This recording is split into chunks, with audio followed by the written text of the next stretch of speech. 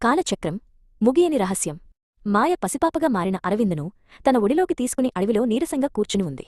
ఆమె యవ్వనమంతా ఆ కాలచక్రం మింగేసింది. ఆమె చర్మం ముడతలు పడి జుట్టు వెండిలా తెల్లబడింది. ఆమె చేతిలో ఉన్న ఆ పురాతన గడియారం ఇప్పుడు నిశ్శబ్దంగా ఉంది. కాని దాని చుట్టూ ఉన్న గాలిలో ఇంకా ఇసుకవాసన వస్తూనే ఉంది. 20 ఏళ్ల తర్వాత వ్యోమ్ అనే ఒక యువ పరిశోధకుడు పాత లైబ్రరీలో ధూళిపట్టిన ఫైళ్లను వెతుకుతున్నాడు. అతను అదృశ్యమైన కాలం అనే మిస్టరీ గురించి పరిశోధిస్తున్నాడు. అతనికి ఒక పాత వార్తాపత్రిక దొరికింది. అందులో ఒక యువతి అకస్మాత్తుగా వృద్ధురాలిగా మారిన వింత ఘటన గురించి రాసి ఉంది. ఆ వార్త కింద ఉన్న ఫోటోలో మాయముఖం చూసి అతను ఆశ్చర్యపోయాడు. వ్యోమ్ ఆ అడవి ప్రాంతానికి చేరుకున్నాడు. అక్కడ ఒక పాడుబడిన చిన్న గుడిసె ఉంది. దాని బయట ఒక ముసలావిడ కూర్చుని శూన్యంలోకి చూస్తోంది. ఆమె పక్కన ఒక యువకుడు గొడ్డలితో కట్టెలు కొడుతున్నాడు. ఆ యువకుడి కళ్ళు వ్యోమ్కు ఎక్కడో చూసినట్లు అనిపించాయి. అవి సోమయ్య కళ్లలాగే లోతుగా రహస్యంగా ఉన్నాయి. వ్యోమ్ వారి దగ్గరకు వెళ్లి తన వద్ద ఉన్న పాత గడియారం ఫోటోను చూపించాడు. మాయ ఆ ఫోటోను చూడగానే ఒక్కసారిగా వణికిపోయింది. దాని గురించి వెతకడం ఆపేయ్ బాబూ, అది ప్రాణాలను కోరుకుంటుంది అని ఆమె హెచ్చరించింది. కాని అరవింద్ మాత్రం వ్యోమ్ వైపు చూసి వింతగా నవ్వాడు. ఆ నవ్వులో ఒక రకమైన క్రూరత్వం దాగి ఉంది. ఆ రాత్రి వ్యోమ్ ఆ గుడిసెకు సమీపంలోనే బస చేశాడు. అర్ధరాత్రి వేళ అతనికి ఒక వింత శబ్దం వినిపించింది. బయటకు వచ్చి చూస్తే మాయ తన గుడిసె బయట నేలపై ఏదో గీస్తోంది.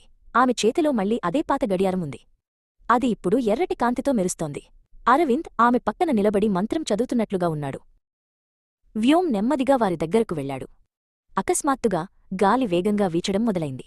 గడియారంలోని ముళ్ళు పిచ్చిగా తిరుగుతున్నాయి. వరుసక్రమం మారుతోంది. వ్యోమ్, నువ్వు ఇక్కడికి రావడమే ఆ కాలచక్రం కోరుకుంది అని అరవింద్ అరిచాడు. అతని చర్మంపై మళ్లీ నల్లటి ఇసుక రేణువులు కనిపించడం మొదలయ్యాయి. మాయ గడియారాన్ని వ్యోమ్ వైపు విసిరింది. దీన్ని నాశనం చేయి, లేకపోతే సోమయ్య మళ్లీ అరవింద్ రూపంలో పూర్తిగా మేల్కొంటాడు అని ఆమె కేకవేసింది. వ్యోము ఆ గడియారాన్ని గాలిలోనే పట్టుకున్నాడు. అది అతని చేతిలో మండుతున్నట్లుగా ఉంది. అరవింద్ గొంతు ఇప్పుడు మనిషి గొంతులా లేదు. అది అనేక గొంతుల కలయికలా భీకరంగా ఉంది. అరవింద్ వ్యోమ్ మీదికి దూకాడు. అతని చేతులు ఇప్పుడు పొడవైన గోళ్లతో సూత్రధారి నీడలా మారుతున్నాయి. వ్యోమ్ గడియారాన్ని ఒక పెద్ద రాయిపై పెట్టి కొట్టడానికి ప్రయత్నించాడు. కాని కాలం స్తంభించిపోయింది. వ్యోమ్ కదలలేకపోయాడు. అరవింద్ గాలిలోనే ఆగిపోయాడు. కేవలం మాయ మాత్రమే కదులుతోంది. మాయ తన చేతిలోని ఒక పదునైన గాజుముక్కతో తన మణికట్టును కోసుకుంది. ఆమె రక్తం ఆ గడియారంపై పడగానే స్తంభించిన కాలం మళ్లీ కదిలింది. రక్తంతో మొదలైనది రక్తంతోనే ముగియాలి అని ఆమె గీపెట్టింది. ఒక పెద్ద విస్ఫోటనం సంభవించింది. నీలిరంగు వెలుగు అడవి అంతా కమ్మేసింది. మరుసటి రోజు ఉదయం సూర్యుడు ఉదయించాడు. వ్యోమ్ అడవిలో ఒంటరిగా మేల్కొన్నాడు. అక్కడ గుడిసెలేదు, మాయా లేదు, అరవింద్ లేడు. అతని చేతిలో కేవలం ఒక పాత ఇసుక గడియారం ఉంది. అందులోని ఇసుక అంతా నల్లగా ఉంది. అతను దాన్ని కింద పడేశాడు. ఆ ఇసుక